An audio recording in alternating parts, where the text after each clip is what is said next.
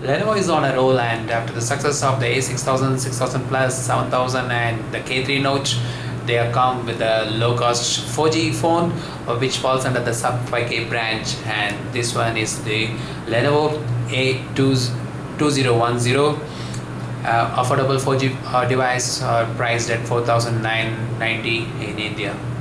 And this is Lashprajan from TechRama, and let's check out this device in this video.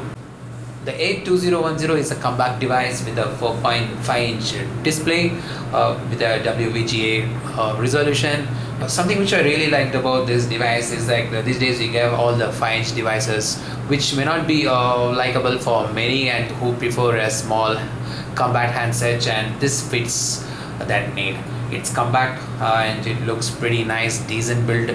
And talking about the design factor, we have a slight curve on the back, and also when you see the edges or the side of the display, it's slightly tapered, so it gives a very good ergonomics when you hold the phone palm size, and it feels pretty good on hand. So we have the volume rocker, power button.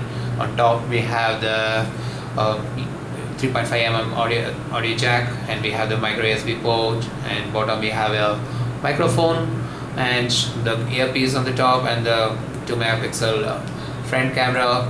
There is no LED notification, and there is no capacity buttons are not backlit either.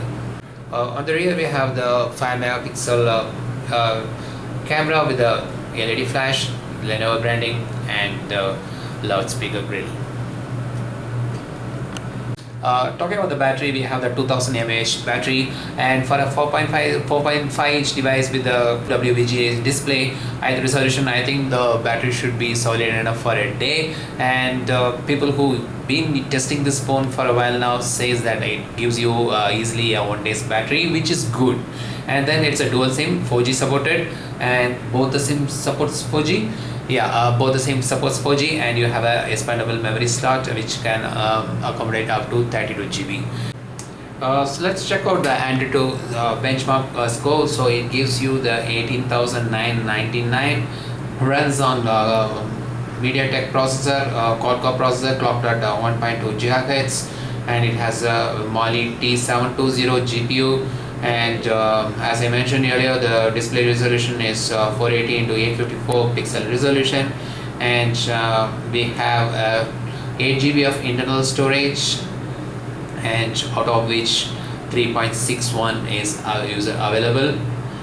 It uses a 64-bit software side. The A2010 runs on Android Lollipop 5.1 with the Vibe UI 2.5 on top of it. The features of the Vibe UI has been stripped down, so you don't see some of the features which we have seen in the other Lenovo products recent time. On the notification shade, we have the shortcuts to the flashlight, airplane mode, Bluetooth, portrait mode, location, and screenshot, and other details like audio profile, data, and Wi-Fi. So we are at the camera app, and let's check out the various settings and modes available over here. So this is the auto normal mode, and then there is a toggle for HDR, flash, and the toggle for front and rear camera, and then there is also a toggle for auto capture when smile is directed, so you can either turn it on or off. And then there is something called a live photo mode, which declutters the screen to give you a good view of the scenery. And then there is something called motion track. It locks the object, and you can get a better picture, especially when the object is moving. And then we have the mandatory beauty mode, and then the panorama mode. There is something called a multi-angle view, which is interesting, which allows you to take some quickie images and also GIF. And let me show what I did with the multi-angle view in the front camera. So you can make something like this, and you can transfer this as a GIF file or a video file, and you can send it to others. Pretty nice addition to the camera app. Let's get into the settings. In the settings, we have the GPS location, exposure, color effect, scene mode, control for the white balance, and then the image properties. We can change the sharpness and the hue, and other option includes voice capture toggle, timer, face detection, picture size, ISO control, and then in the video settings we have the time lapse. So it's a pretty basic camera app settings.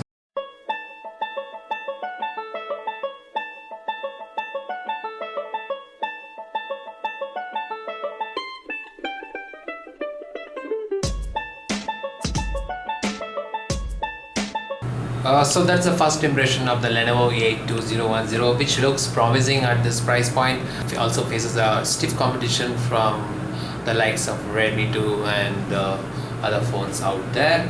And we'll be doing an in-depth review pretty shortly. This is the first impression of the device. Let's leave it at that.